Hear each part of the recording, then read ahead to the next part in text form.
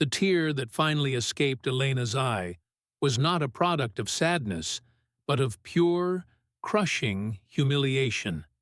It slid down her cheek and landed precisely on the crisp $5 bill resting next to her plate. This single, crumpled note represented her entire budget for the evening.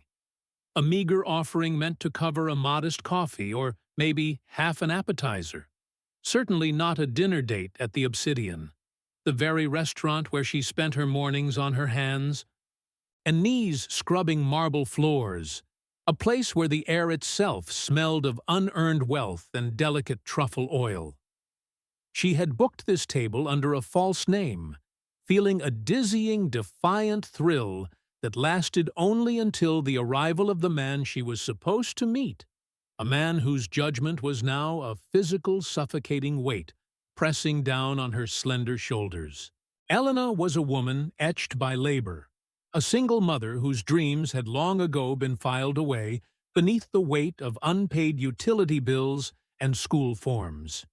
She worked 3 different jobs, one of which was cleaning the penthouse suite on the 45th floor of this very building for a man she had never seen, a reclusive billionaire named Alistair Vance.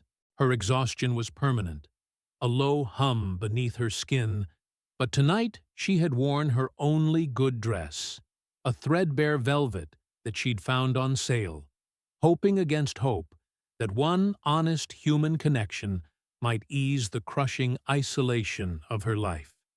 She'd told the blind date organizer she was a project manager, knowing that revealing her true occupation as a maid and janitor would guarantee an empty chair.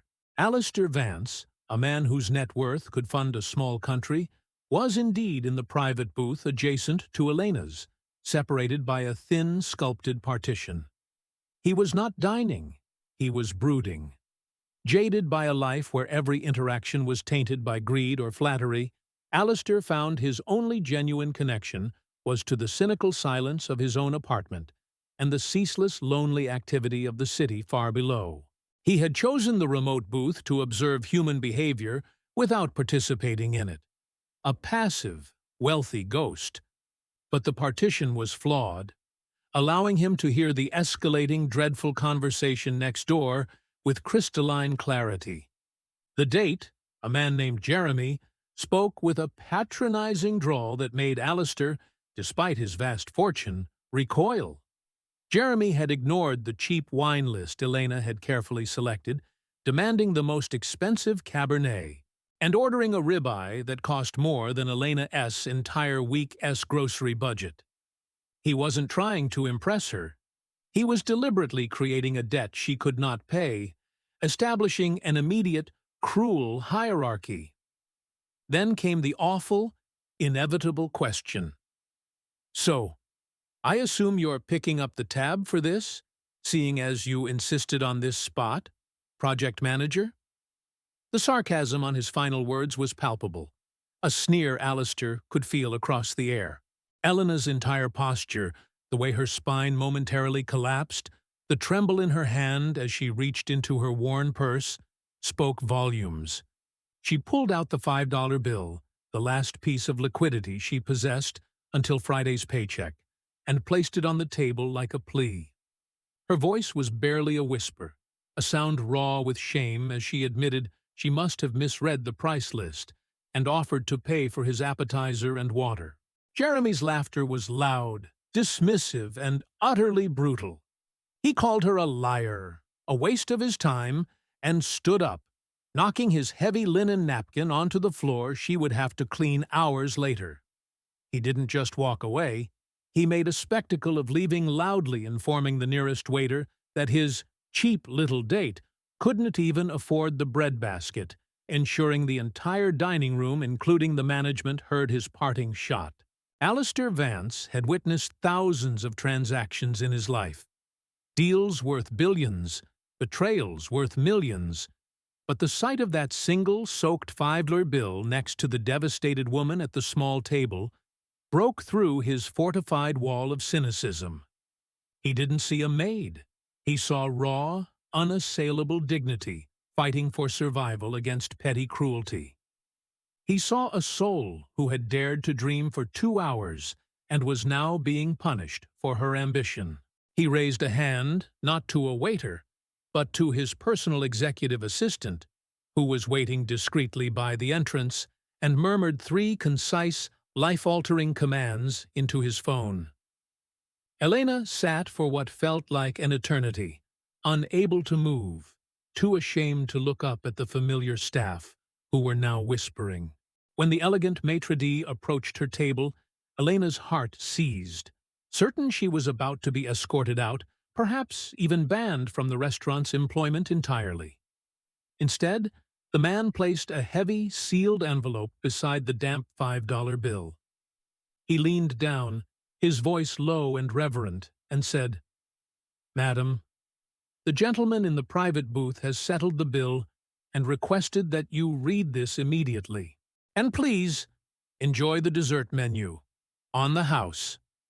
Elena watched him walk away in a fog, her fingers trembling as she broke the wax seal. Inside was a cashier, his check for a sum large enough to pay off her debts and purchase a small home, more money than she could ever earn in 10 years, and a brief, typewritten note. The note was stark, direct, and entirely unsentimental. "I saw what happened. You deserve better than a man who judges worth by price tags. True character is not found in what one has, but in the effort one makes. I am offering you an opportunity.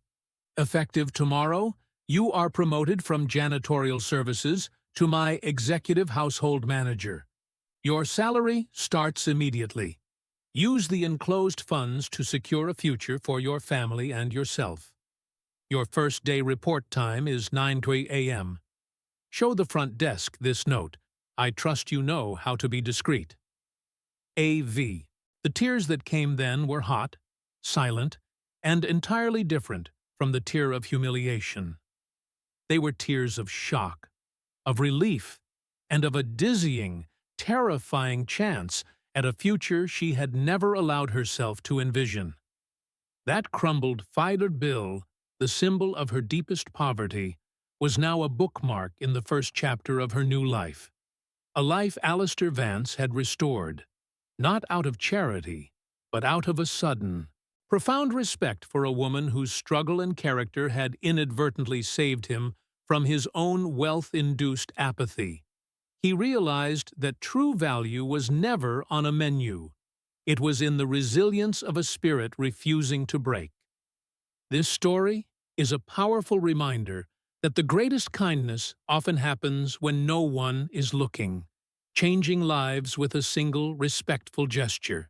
If this narrative touched your heart and gave you a moment of pure emotional uplift, please show your support for Elena's journey and her incredible second chance by giving this video a like.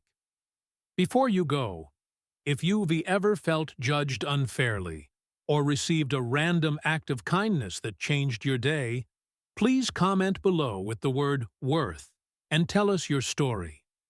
We read every single one. Thank you for watching.